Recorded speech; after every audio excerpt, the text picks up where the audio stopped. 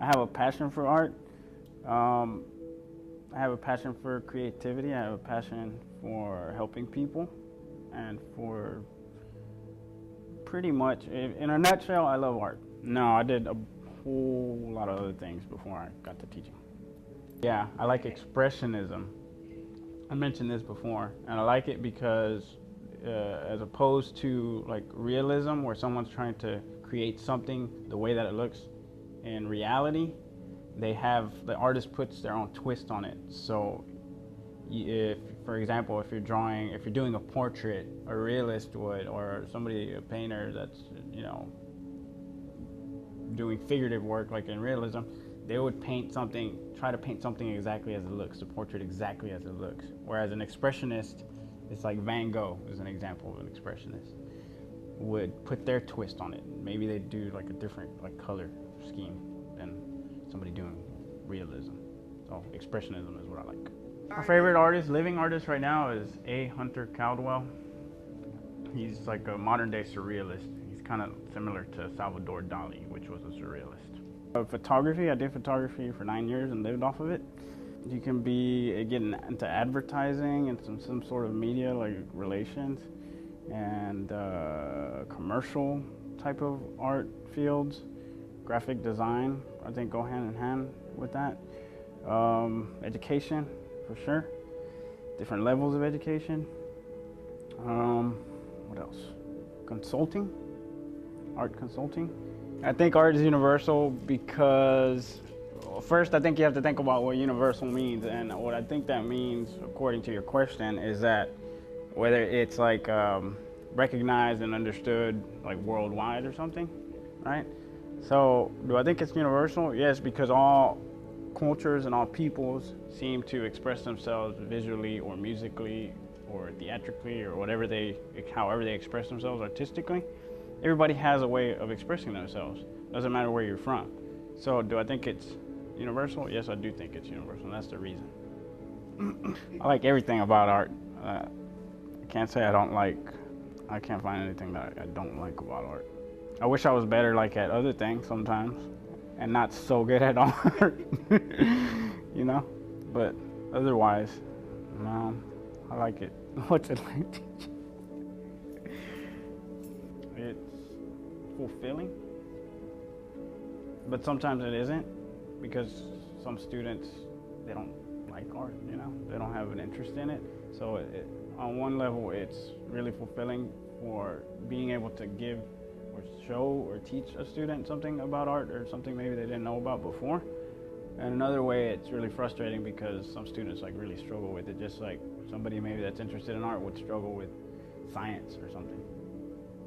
So it has its pros and cons. Some great things and some really terrible things. You have to be inspired, you have to have an idea, and what do I think helps people create art? Inspiration, really. They have to be inspired and they have to feel confident about visualizing whatever they're inspired about.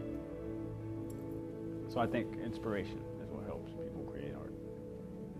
Knowing about technique and stuff. I think that I make a difference by influencing the way that students perceive things, the way that they look at things. That's the way that I think I, make a difference. It's more rewarding than I thought it would be. The feeling of seeing somebody that you influenced feel good about what they did, and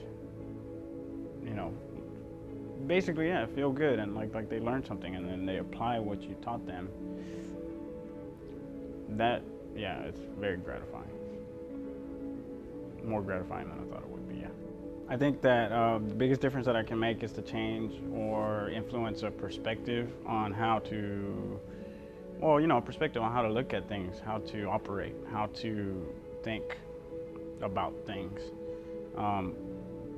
So I think the biggest influence or the biggest change that I think I make is a change in how people think and how students think about things and how they look at things. Yes, I do think it helps academically. I do think art helps academically. I think art helps students academically Firstly, because you're in school, and whenever you have like a project that you need to turn in, you have to be responsible for turning it in, right? That's one aspect of it. I also think that like it promotes critical thinking when you have like a deadline or certain rules, and you have to create a project with certain guidelines. You have to figure out a way to complete the project, right? So you have to think critically and logically. And I don't think other subjects promote the type of critical thinking that art promotes in particular. So yeah, that's part of it.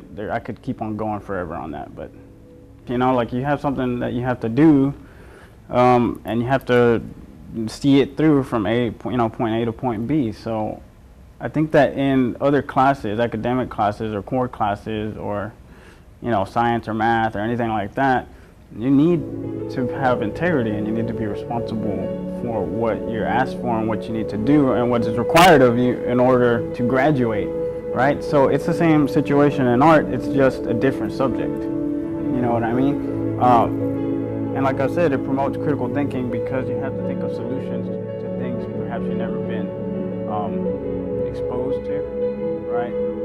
So that's the reason I think it promotes or helps with, or is related to other academic, like a change as it happens, like a kid or a student, won't understand something or doesn't get something, and then I kind of carry them from point A to point B, or I encourage them to see something maybe they didn't understand or didn't believe they could do before, and then once they get to point B and they achieve it, or you see that they're gratified about it, or they did something that they're happy with, that's awesome. That's the best feeling ever.